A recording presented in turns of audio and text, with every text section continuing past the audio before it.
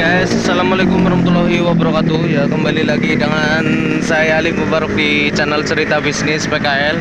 Seperti biasa guys, sambil makan bagus. ini mantau rewang ya atau karyawan ini di area depan kampus Universitas Jenderal Sudirman Purwokerto ya. Kali ini saya akan membahas terkait dengan beberapa indikasi kecurangan yang sering dilakukan oleh beberapa karyawan sesuai dengan apa yang sering saya alami atau ketika saya sharing dengan yang lain. Tapi sebelum kita lanjut video ini, silakan bagi teman-teman yang belum subscribe dulu ya kawan-kawan, biar channel ini tambah berkembang ya dan maju ya kawan-kawan. Oke, di video kali ini itu juragan-juragan itu rewang-rewang ya yang baru 3 hari 4 hari, semoga betah ya teman-teman. Oke, di video kali ini singkat aja, padat ya, jelas. Jadi saya itu ganti rewang dari zaman awal jualan sampai sekarang itu sudah 3 kayaknya 3, dan kecurangannya itu macam-macam ya. Yang pertama yang sering itu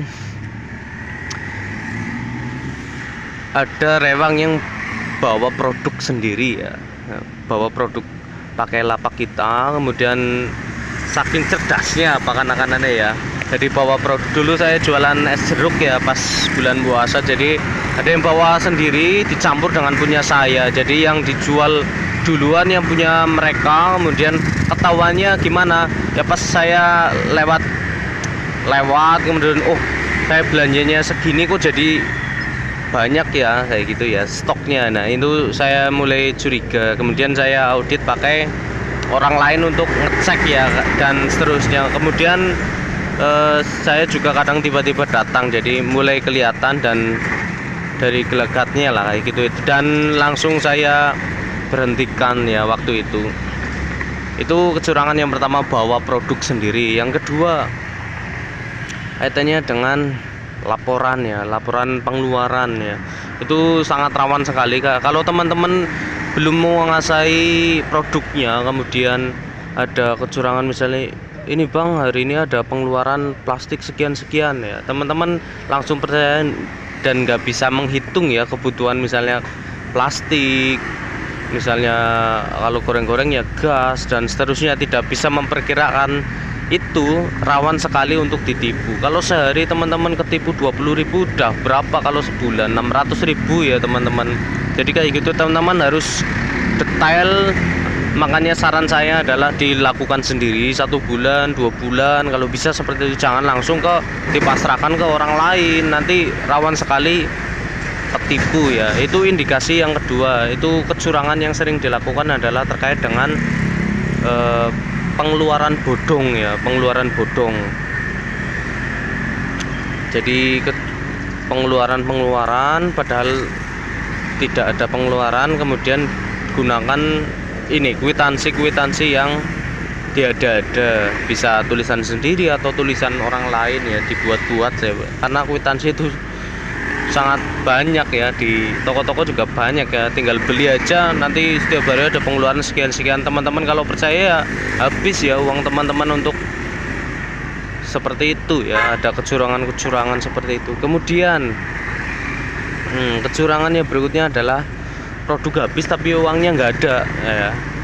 Itu kemana ya, bilangnya dimakan sama tukang parkir, orang lewat dan seterusnya, padahal dimakan sendiri ya, makan sendiri. Kadang kayak gitu rewang kelewatan ya, boleh lah kalian teman-teman kasih ya jatah, misalnya makan berapa porsi, 1 porsi apa 2 porsi kayak gitu ya. Jangan sampai habis barangnya tapi nggak ada uangnya seperti itu. Semoga dengan video ini teman-teman jadi tahu ya terkait dengan indikasi kebohongan, kecurangan yang dilakukan oleh rewang-rewang kita. Nah makanya saya juga belajar dari pengalaman ya, kemudian kecurangan yang dilakukan oleh para rewang atau karyawan ya kayak gitu ya.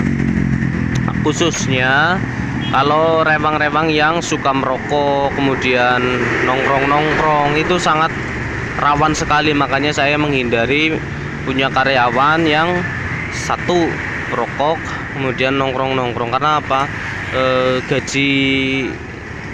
Gaji untuk level di kaki lima itu memang minim ya. Jadi kalau bagi perokok apa peminum atau suka nongkrong itu sangat nggak cukup. Nanti rawannya adalah ketika nggak cukup untuk rokok dan seterusnya, untuk nongkrong dan seterusnya, nanti akhirnya larinya adalah membuat kecurangan.